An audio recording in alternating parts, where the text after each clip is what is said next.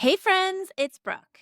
After my talk at Social Media Marketing World, I had the honor of hanging out with a hallway full of amazing attendees, answering their questions one on one for over 30 minutes.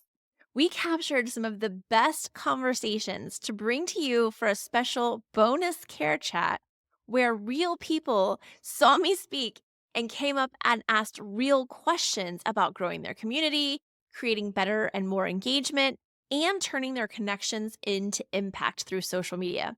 You'll hear their question first and then my answer, just like we did live in the hallway. Ready? Let's go.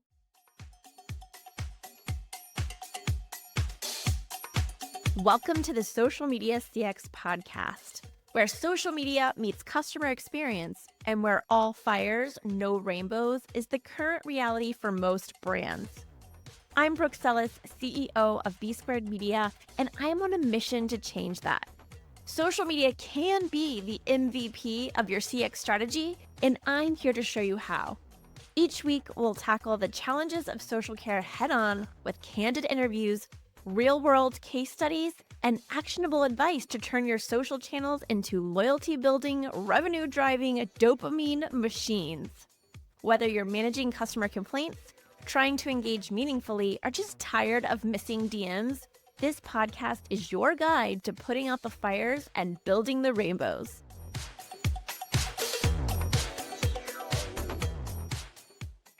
First up, we have a nonprofit leader trying to connect both students and companies through internships.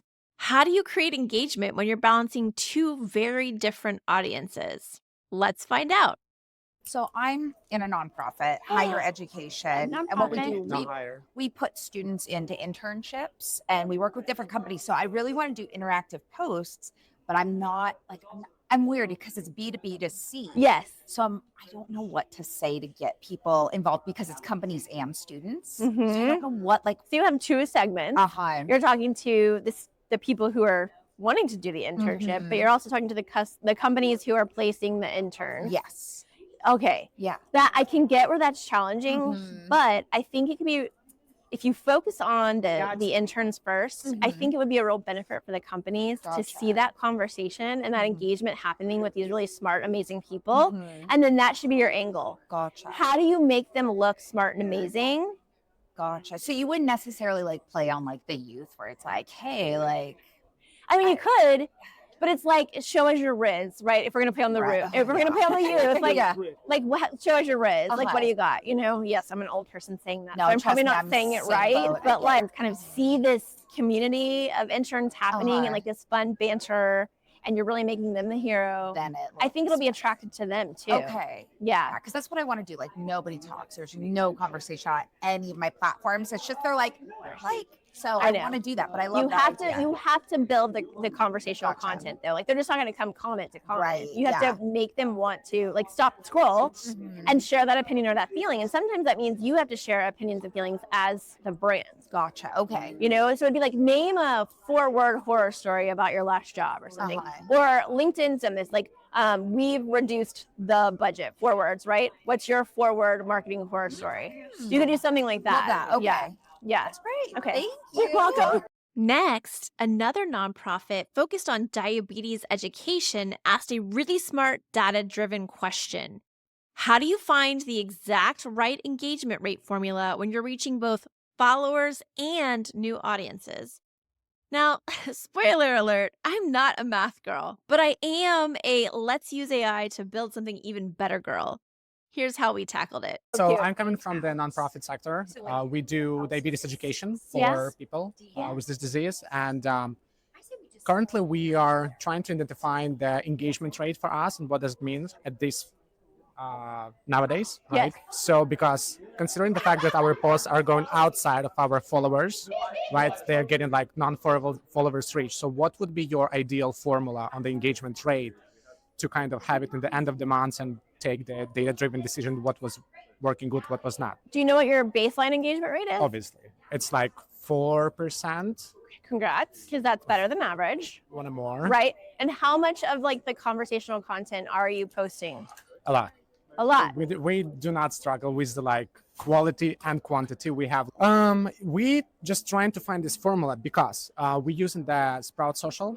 I love Sprout. I use Sprout. Okay, that's great. But the Sprout Social is given the engagement rates based on the paid and organic.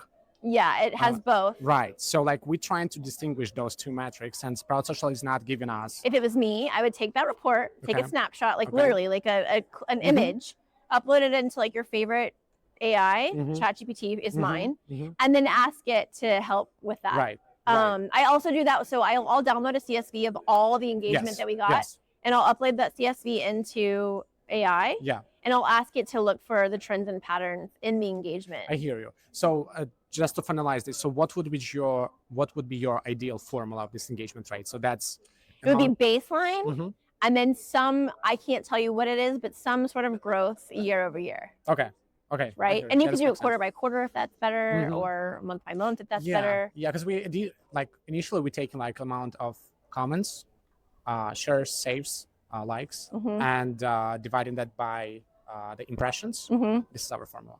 Okay. So I'm just wondering, like, is it fair enough? There's no like real formula, but again, for me, I would not do any of the hard thinking or the mathing, and I would just use AI and have it help you. It can help you set the formula, and it's gonna look at everything, whereas we're gonna look at like impressions and comments. Yeah.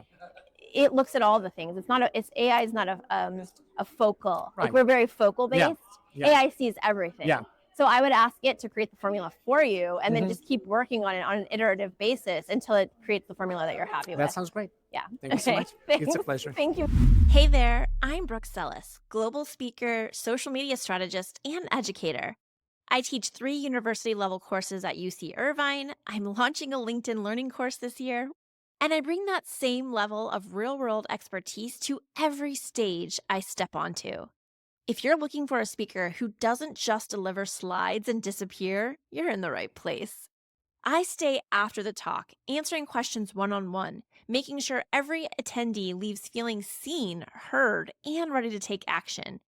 Anyone can give a talk. I stay after the applause where the real conversations and the real breakthroughs happen.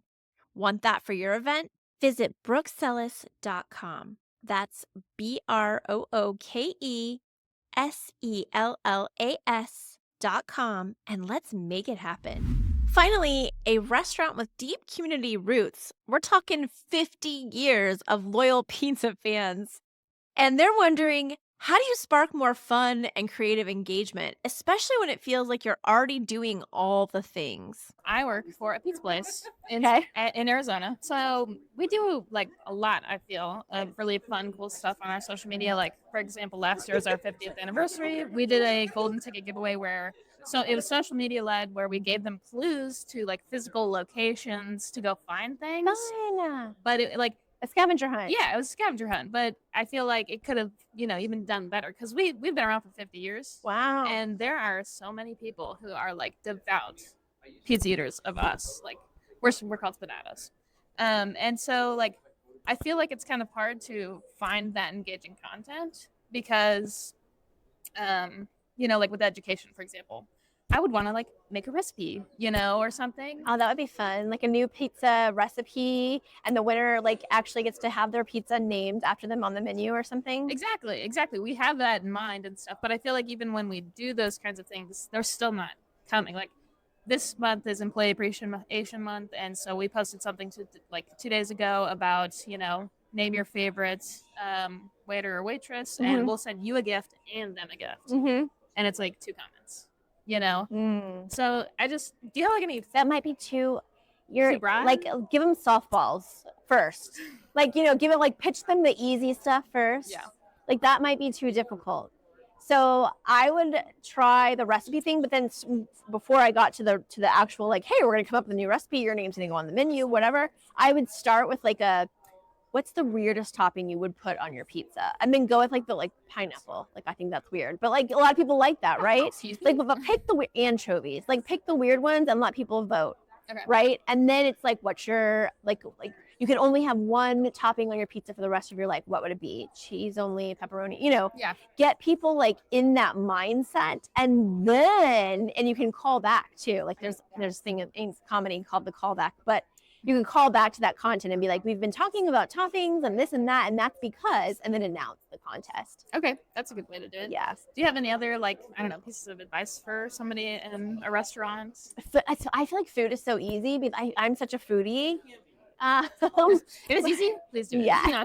Yeah. I mean, we could do it for you. No, I just think, really finding out what those little triggers are for your audience. Like, what do they want to talk about? What do they like? As you start to experiment with, like, say, polls, you'll start to see, like, which polls, like, people really start to get involved with, and then note the theme of that. Okay, when we talk about weird toppings, we get all this engagement. We talk about regular toppings, so we're going to stick with the weird. We're going to go down the weird rabbit hole and see where it takes us. Yeah.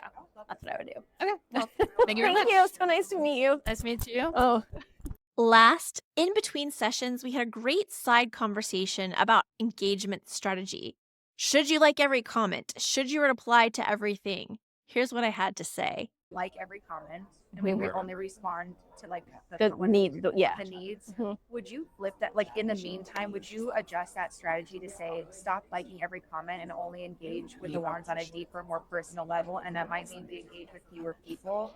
I know. No, Okay. because the like at least says, like, you're acknowledging, right? Like, I feel like without the like, you're ignoring, and we want to acknowledge, like, thank you for taking the time. And so if that's what you have time for right now, don't leave that. Don't. Yeah. Good to know. Because at least Okay. you're acknowledging, like, Yeah. I can't get to everybody, but Right. thank you so much. Boop. Yeah. You know what I mean? Yeah. Like, yeah, it's a good problem to have. But that is hard. Find the time, because I'm telling you, like, this is how we prove return on investment for our clients, because those conversations turn into product questions or, whatever it may be. Totally. And then the next hard part, which is also a good problem to have, is like, how do we set up attribution? So that when somebody comes through and they're asking that question and we made that sale, y'all's team made that sale, y'all need to get the reward of we brought that money in. We do have a label that tracks intent to purchase. I love it intent shows. signal. Yes. Yes. Okay. I just read the whole big post on how to tag and label for intent, like throughout the whole cycle. Cool. So I'll send that to you too. Okay. Thanks for tuning in to the Social Media CX podcast. If you loved today's episode, don't forget to subscribe, leave a review, and share it with someone who needs to up their social care game.